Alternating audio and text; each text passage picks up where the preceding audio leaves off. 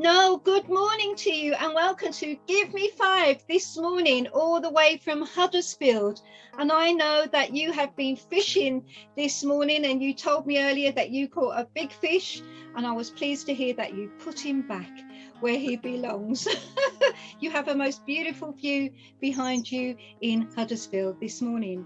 Now, Noel, you have been active in Christian music for a number of years, with your work arranging gigs and tours for artists. One artist was Vinnie Contreras, who is now a great to help with us on Livingstone's Church on the Internet. And he sings for us, he leads worship on our Zoom meetings. So firstly, Noel, let me say thank you. And I wonder if you have any interesting tales of touring with the artists you have arranged concerts for this morning.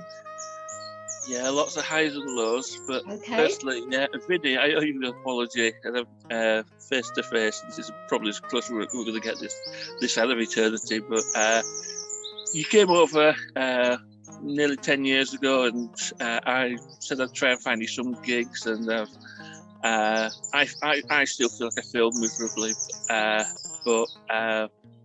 My girlfriend Pete Woodhouse looked after you, and again, all I can say is I'm sorry I didn't do better than I did, but there we go. Why do you feel you failed there? I took too much on. Vinny came over, and Gene Watson the very same 10 days, and trying to fill two people's diaries when you're trying to fit it all round work, when I only had maybe 2 hours on a morning every other week to try and ring round, speak to people, try and pick up the work. It was I took on too much, and that's where it went wrong in one way, but I suppose everything to do is a bit of a learning thing, and I'm not I haven't, with COVID, I haven't done any tours for well over a year, and before that my wife wasn't well, so I didn't get a chance to do anything then. No. But yeah, you remember the highs, you remember the lows. I remember. There's a church which is 200 yards from where I live. There was a complete miscommunication. The minister, I thought, was organising everything, and the minister wasn't. He was passing it on to somebody else who was, so I fell out with the sound people because I started stripping their stuff down to put our stuff in, and it went wrong. This was with Michael Farley, who at the time was from Oregon. He's moved to Texas now, but quarter of the way through the gig, I didn't want to be there. I was doing the sound, I was doing the visuals as well, and Michael said to me afterwards, "I saw you in such and such a song. You had your head in your hands." And I was thinking, what on earth is going on? I was actually praying. Yeah. And I said, "Look, Lord, it's been a complete mess. Just take control." Yeah. And it was one of the best evenings after that. We had another concert with Jeannie. We got there, and I love it when it goes wrong. Yeah. If a concert's this particular one, it was a Monday night. It was a ladies' meeting, so I had to get permission to go. Of course. We got to the hotel. The hotel was double booked. There was no food booked, and it was Jean's first time in England. She'd been, she arrived on the Saturday. Did the concert Saturday night. Did 2 Sunday and the radio interview, and then on the Monday it was. I had her till Thursday before somebody else took her back on, and Jane's looking round, and I'm going, yes, because it's going wrong. I know that something amazing is going to happen. So we moved the meeting to a local church hall. There was 55 ladies, which for a Women of Glow meeting's pretty good. Yes. We sold out of CDs. People were prayed for. People were healed. I lost my voice, and there was still nearly a week of the tour left, and with no CDs. Then on the highlights, again, this was with Jeannie. We went to a church in Coventry, which Paul recommended, and this little 13-year-old girl, Charlotte, came up to Jeannie and says, I want to hear. I've lost my hearing. I want to hear. Yes. And Jeannie said, oh, well, I'll pray for you. Now, she'd never prayed and seen anyone healed like that before. And before the little girl told her that she got her hearing back, Jeannie knew. And on another tour, we were in Bradford, and there was a girl in the congregation. When again, a ladies' meeting.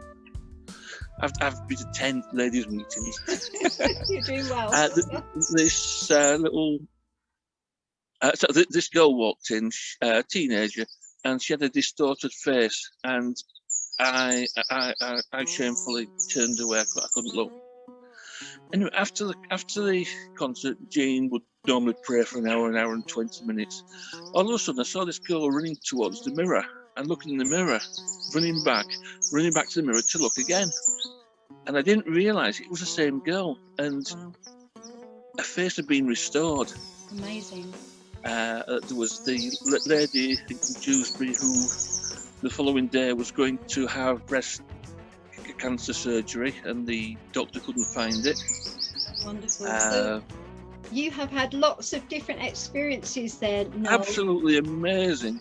I haven't actually heard Gene Watson sing, but I have heard Vinny, and I really recommend him. Now, Noel, you also make music, and I know that some of your work has been used for radio jingles and things like that, and you play bass at church. What are you doing musically at the moment? I mean, what do you see the outcome of your music personally? At the moment, I'm playing on a Sunday in the service, alternate weeks, so thereabouts, and that is about it. As you say, I've done some CDs. I did a lot of short jingle type things, and somebody on YouTube in Germany picked them up, and I'm very grateful for the royalties. I've got plans to write another musical, which, if I could work out how to use my computer, I'd probably spend more time doing that than sat out here in the fresh air. Yeah. But because I'm not a touring musician, I don't. I did play bass on the last Michael Farley tour, which was a surprise to me. But he, I'm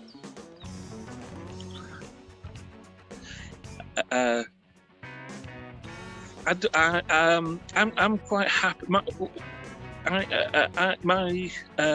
My idea of success or achievement is completing the project. Yes. I'm not bothered what happens after I've finished it. Once I put it on a CD, that's it. I don't care if I don't sell any or whether I give them away or what. It doesn't matter. Yeah.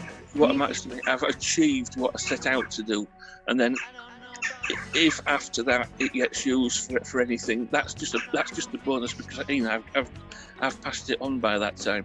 Yeah, I think music is a wonderful gift from the Lord. Now, Noel, how did you first come to know the Lord yourself? It was a long time ago. Okay. It was either 1973 or 1974, the first Monday in April. What happened was, as an 8-year-old, my mum sent me to the local church to sing in the choir, because my mum was a choral singer, and she tried to get me and two of my brothers to be involved that way. I stayed till I was 15.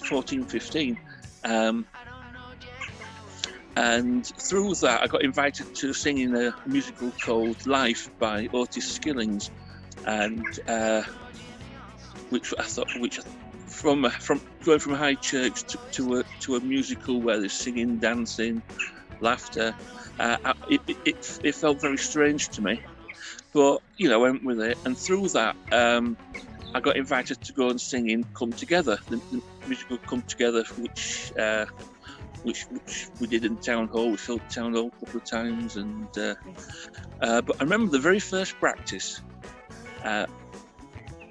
Something happened I didn't understand, but the following morning I remember walking to school, and as I walked, I thought, well, that grass looks greener today.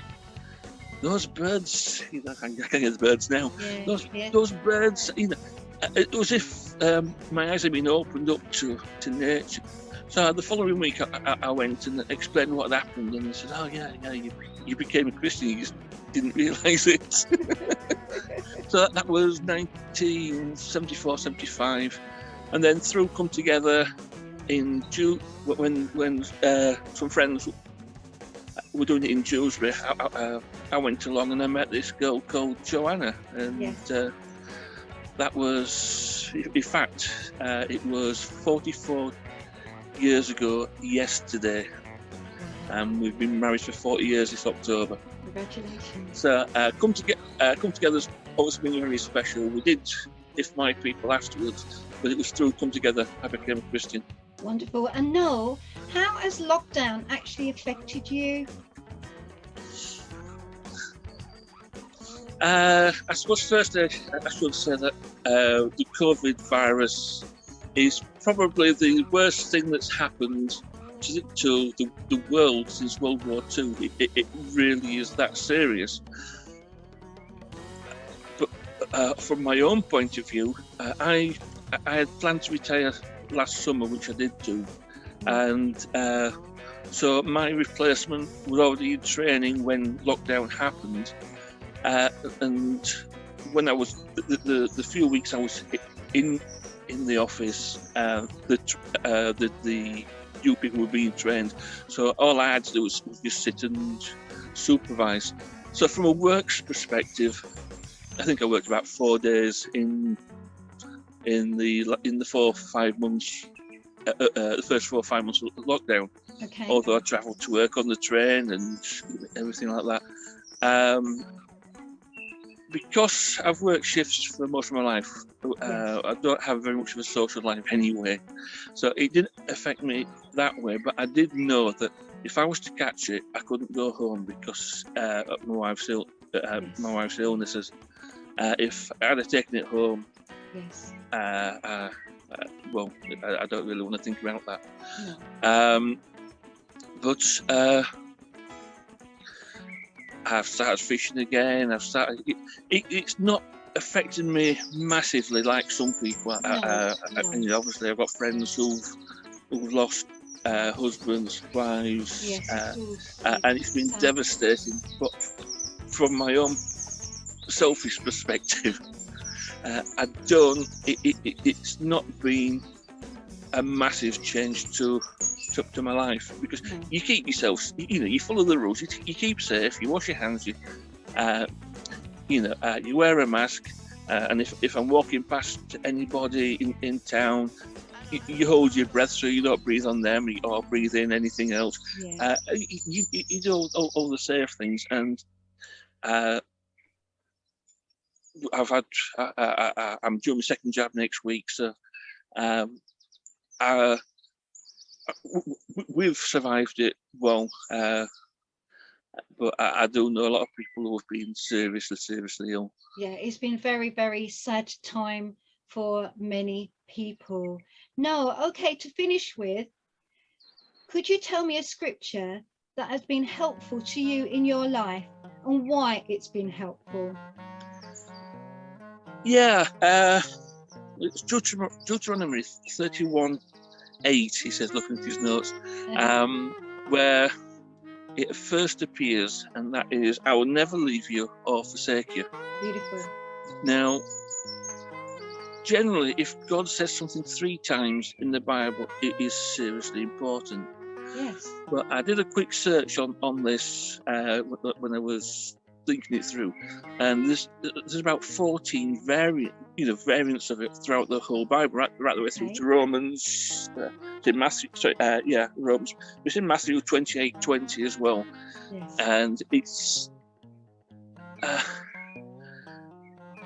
I've always struggled with my faith. There's a lot of things which I don't understand. There are a lot of things which I don't particularly want to be involved in. But I've always clung on to my faith, knowing that God won't leave me. No matter what I go through, God will be with me, because He promised. And He promised it many, many times. So it's more than true. It's a fact. Yeah. So that has probably helped me as much as anything. When I have struggled, I know it's me who's probably wandered too far, but God's not wandered too far. No. But God's, one step in front of me and one step behind me. Just pushing me in the right direction or leading me in the right direction. Yeah, that's lovely, Noel. It really is, because I think there are things on earth we won't understand, and it's good that you are holding on strong to your faith. And as you say, the Lord never leaves us or forsakes us, because that is His promise to us this morning. Yeah. So Noel, there's only one thing left. Give me 5. And thank you, Noel, for joining me this morning. You've been such a pleasure and joy to interview. And thank you, Jeannie. Thank you. It's been great. So thank you very much, Noel. God bless you and take care. Bye for now. Bye-bye. Guess what? This doesn't want to end. Oh, here we are. The mouse is sticking here. Okay.